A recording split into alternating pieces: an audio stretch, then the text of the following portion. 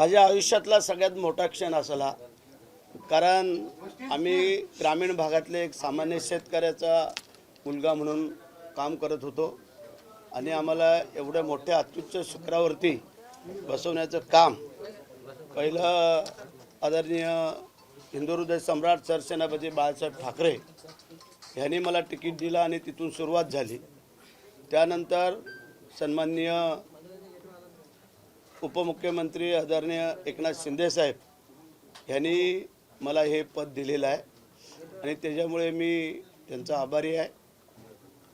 आणि आता जी जबाबदारी दिलेली आहे ती आता आम्ही आजपासून पार पाडतो। हिंदू धर्माच्या रीतिरिवाजाप्रमाणे कुठल्याही नवीन कार्यकाम हातामध्ये घेत असताना गणरायाचं पूजन करून यावं अशी आपली आख्या आणि म्हणून करता आज आम्ही गणपतीरायांचे पूजन केलं आणि आज सावित्रीबाई फुलेंचा दिवस असल्यामुळे त्यांनाही आम्ही वंदन केलं पुष्प घालून आणि आता आम्ही आजपासून दुपारनंतर कामाला सुरुवात करतो। चुकलेली संधी होती ती पुन्हा एकदा मिळालेली पाहायला मिळते आणि त्यामुळे कशा पद्धतीचं काम असणार 100 दिवसाचा काय प्लॅन आहे?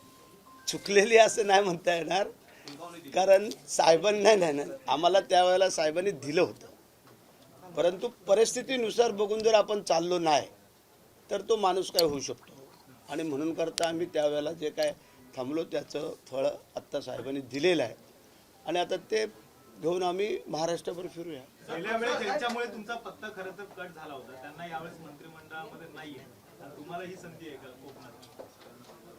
असं काही नाही आहे, काय जो काम करेल तो पुढं जाईल। काम करण्याची प्रत्येकाची वेगवेगळी पद्धत असते, त्याप्रमाणे तुम्ही आता आम्हाला संधी दिली, आम्ही जर व्यवस्थित काम केलं साहेब पुढे विचार करतील, आमच्याकडनं काम व्यवस्थित नाही झालं तर त्याचा पण विचार होईल। असं प्रगती पुस्तकाकडे सर्वांचं लक्ष असणार आहे, यावर्षी पहिल्या दिवसावर प्रगती पुस्तक मेंटेन होणार आहे, कसं बघताय? मी तर इथे यायच्या अगोदर जे उपमुख्यमंत्री महोदयांनी जे काय आम्हाला सूचना केलेल्या होत्या त्या खोगारपाड्याच्या गावाला विक्रमगडला पालघर तालुक्यात तिथे एक अद्ययावत गाव बनवलेलं आहे आपल्या लोकांनी या आपल्या खात्यातून, की जेणेकरून तिथली जी काही लोक होती ती पावसाळ्यामध्ये भात शेतीचं काम करायचे आणि भात कापणी झाली का मग ते दुसरीकडं रोजगाराला जायचे। तर मग तिथले एका गुरुजींनी शिक्षक आहेत बाबू मोरे आणि त्यांनी ते सगळ्यांना कन्व्हिन्स केलं, सगळ्यांना बरोबर घेतलं आणि मग आमचे अधिकारी एक नंदकुमार म्हणून की त्यांनी पूर्ण त्याच्यामध्ये सर्वस्वपणाला लावलं आणि ह्या खात्याच्या मार्फत तिथे आता अद्ययावतपणा आलेला आहे। तिथे म्हणजे एकही माणूस बाहेर कुठं जात नाही, त्यांच्याकडे सायकल नव्हती, मोटरसायकल आली आणि आता काही दिवसांनी त्यांनी सांगितलं आम्ही 4 व्हीलर पण घेणार। त्यामुळे फुलाची झाडं अत्यंत चांगल्या प्रकारे त्याची शेती करतायत, विहिरी बांधलेल्या आहेत, कुक्कुटपालन आहे, बकरी शेळी मेंढी पालन आहे, त्यानंतर मत्स्यपालन आहे, असे विविध अनुषंगाने हे सगळं तिथे ते गाव त्यांनी सजवले, आम्ही समाधानी आहे। आता तोच प्रकार आम्ही अजून काही गावातनी पुढं करायचा प्रयत्न करू, म्हणजे आम्ही त्या दिवशीच कामाला सुरुवात केली। प्रगती पुस्तक हे प्रत्येकाने व्यवस्थित जर चाललं तर काय अडचण येणार नाही। 100 दिवसाचा रोडमॅप काय दिलाय का, कशा पद्धतीने असणार आहे तो रोडमॅप? अजून तसं काय पूर्ण हे नाही आहे, परंतु जी जबाबदारी आता दिलेली आहे त्याने आपापल्या खात्याची पार पाडावी, कामाला सुरुवात करावं अधिकाऱ्यांना बरोबर घेऊन आणि ज्या खात्याची जी काही कामं असतील ती त्यांनी सगळ्यांनी सुरुवात करावी असं मला वाटतं। पालकमंत्रीपदामधून कसं बघताय? कारण की पालकमंत्री पदावरून बऱ्याच वाद होताना पाहायला मिळतात। आमच्या इथे तसं काय होणार नाही, रायगड जिल्ह्यामध्ये तसं काय होणार नाही, कारण जे काय आमचे नेते आहेत वरती ते योग्य निर्णय घेतील असं मला वाटतंय। तुमचा दावा आहे का रायगडवरती? आहे। देवेंद्र फडणवीस आपले जे मुख्यमंत्री त्यांची स्तुती तुम्हाला उधळली गेलेली आहे, त्यांना चांगलं म्हटलं गेलेलं आहे, कसं बघताय? त्यानंतर सुप्रिया सुळे देखील उधळलेली आहे। राजकारण आणि खेळ ह्या दोघांमध्ये कधी काय घडेल हे कोण सांगू शकत नाही आहे। त्याच्यामुळे काही कारणास्तव जर चांगलं काम केलेलं आहे, जर त्यांना वाटलं पटलं म्हणून कदाचित त्यांची सुटीस्तुमने केली असतील. त्यात गैर आणि चुकीचं ते काय. पण कुठेतरी बरेचसे आपण पाहतोय की रोज जे आहे मात्र एकनाथ शिंदेवरती टीका केली आहे तिथेच. तेच तर खरं आहे ना. अडचण तिथंच आहे. जर गिरे तो भी टांग ऊपर म्हणजे अजून पण जर काही लोकांना जर समजत नाही त्याला आमचा काय दोष आहे. काही शुभेच्छा दिल्यात का संजय राऊतांनी तुम्हाला? मला नाही देऊ शकत. सर, पक्षफुटीनंतर शरद पवार आणि भुजबळ हे एकत्र येणारे एकच मंचावर कसं पाहताय? तो आजचा तिथला कार्यक्रम आहे आणि कार्यक्रमाच्या अनुषंगाने असं आधीमध्ये कधी घडतं. ते घडलं म्हणजे सगळं जोडलं असं होत नाही. परंतु तो कार्यक्रमाला दोघं तिथं निमंत्रित आहेत आणि त्याच्यामुळे त्यांना जाणं गरजेचं असल्यामुळे ते जात आहेत. म्हणजे असं म्हणायचं का की कुठेतरी राजकारणात आणि तुम्ही म्हणालात की खेळामध्ये काहीतरी होत असतं त्यामुळे जर काही घडू शकतं. हा. कधीही काही घडू शकतं. हरणारा संघ पण विजय होतो आणि विजय होणारा संघ पण हरतो. तसं राजकारणामध्ये काल एकमेकाला शिव्या देणारे उद्या ते एकमेकाच्या गळ्यात गळा घालून पण पाहायला मिळतात. हे गेलं अनेक वर्षाचं आपलं उदाहरण आहे. हे काही वेगळं तुम्हाला तरी सांगायची आवश्यकता मला वाटत नाही. पण त्यांनी जर गळ्यात गळा घातला तर तुम्हाला आवडेल का? आम्हाला काय फरक पडणार आहे. प्रश्न असा आहे, त्यांच्यासोबत यायला.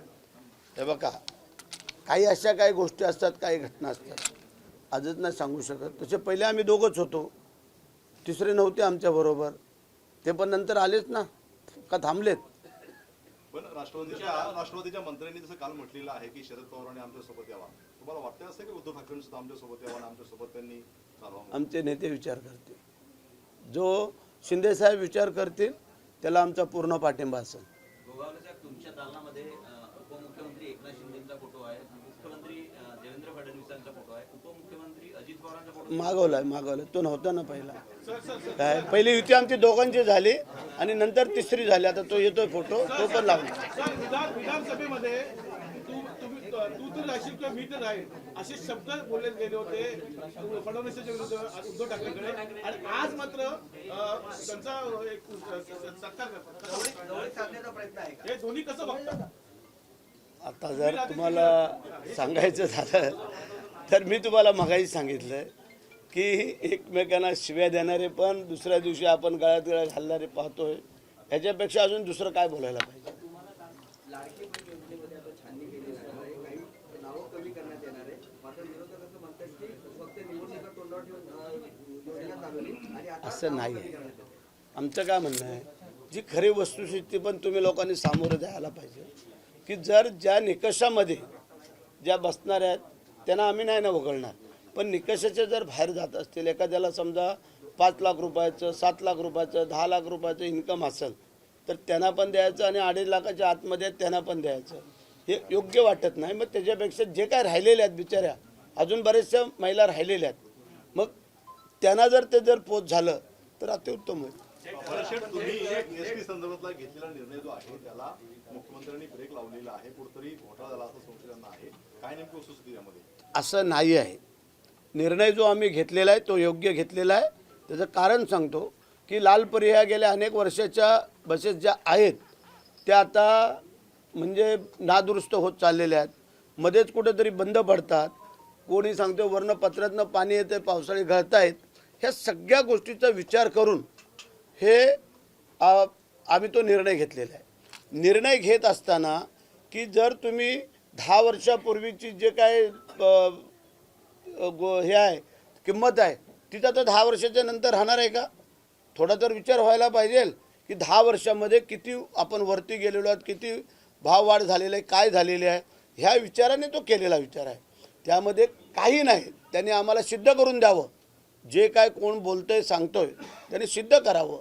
अजून त्यांना वर्क ऑर्डर नाही दिली. आम्ही फक्त आम्ही त्याच्यात सगळी पूर्ण माहिती घेऊन तहकीकात करूनच आम्ही त्यांना ती ठरवलं आणि सगळ्या अधिकारी विचारविनिमय करून आम्ही केलेलं आहे की बाबा त्यांनी जे काय 10 ठेकेदार येतात, 10 मधले तिघांना मिळाले, बाकी 7 जणांना नाही मिळाले.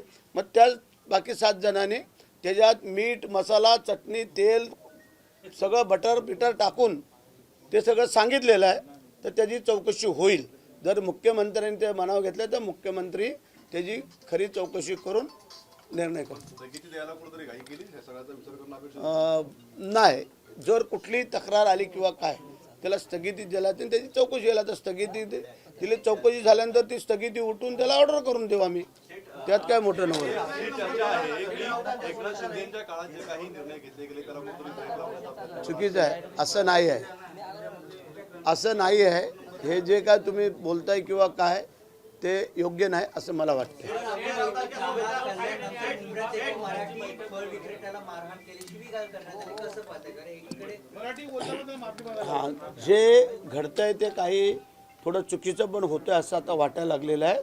त्याच्यामुळे त्याच्यावरती योग्य निर्णय आम्ही घेऊ आणि जे काय अशा कुठं घटना घडत आहेत त्याला त्याच पद्धतीने प्रत्युत्तर पण दिलं जाईल. तुमच्या सहकारी मंत्री विभाग प्रमुखांची त्यांनी बैठक बोलवलेली आहे. विधानसभेत पराभव झाला तो आता पुढचा आहे.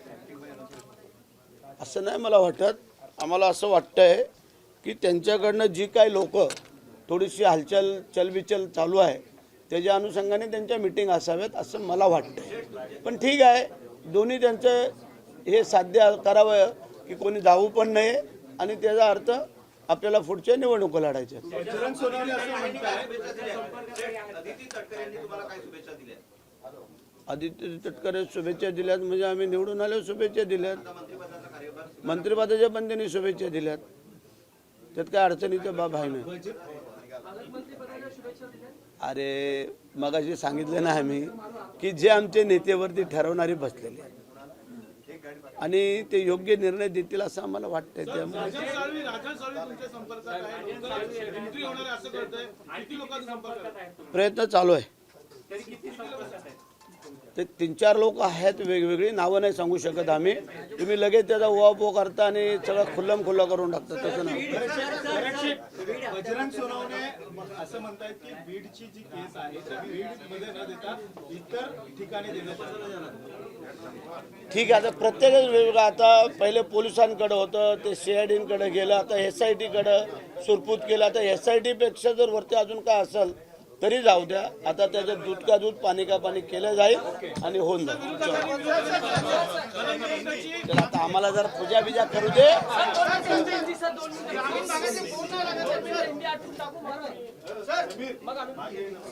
लवकर 2 मिनिटात, जास्त नको घेऊ. ते देवभाऊ वाट बघतोय आमची. सर ग्रामीण भागातले आणि सिटीतले कुठल्याही डेपोतले फोन लागत नाही एसटी कधीपासून पहिल्यापासूनच नाही, चुकीचं आहे. आम्हाला 3-3 वाजता फोन करतायत लोक. ऐका, मी काय बोलतोय, आता त्याला नवीन मंत्री दिलेले आहेत प्रताप सर नाईक आणि ते सगळं आता अपडेट घेत आहेत आणि त्याला योग्य तो न्याय दिला जाईल.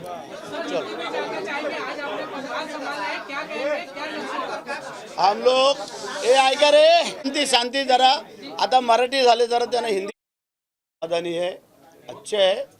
जो हमारे जो हमारे नसीब में था वो मिल गया है. एकनाथ शिंदे साहब ने जो ये पदभार हमको दिया है, मैं उनका आभारी हूँ. और हमारे लाइफ का ये सब बड़ा क्षण है कि मंत्री पद मिलना. बोले तो अगले पीढ़ी में वो नाम चर्चे ले आ जाते हैं. अब हमारे कोई नहीं कोई मिनिस्टर थे या थे, तो इस कारण से ये होना जरूरी था, वो हो गया. हम लोग समाधानी हैं. पालक मंत्री मैं बता दिया था, हमारे जो 3 नेते हैं वो 3 नेतेगण ये पालक मंत्री ठहरा देंगे. सामना ने जिस तरीके से तारीफ की, अभिनंदन किया है, लेकिन पहले जिनके पास गठजोड़ी था यानी कि उनकी तारीफ में शब्द नहीं कहे. चलता है और भी आगे आगे देखो क्या क्या होता है. ये तो ये पहली तारीफ है और बहुत से तारीफें हो जाएंगी कि अभी 5 साल उनको तारीफ ही करना है, तो बाकी उनके हाथ में बचा क्या है. ABP माझा, उघडा डोळे बघा नीट.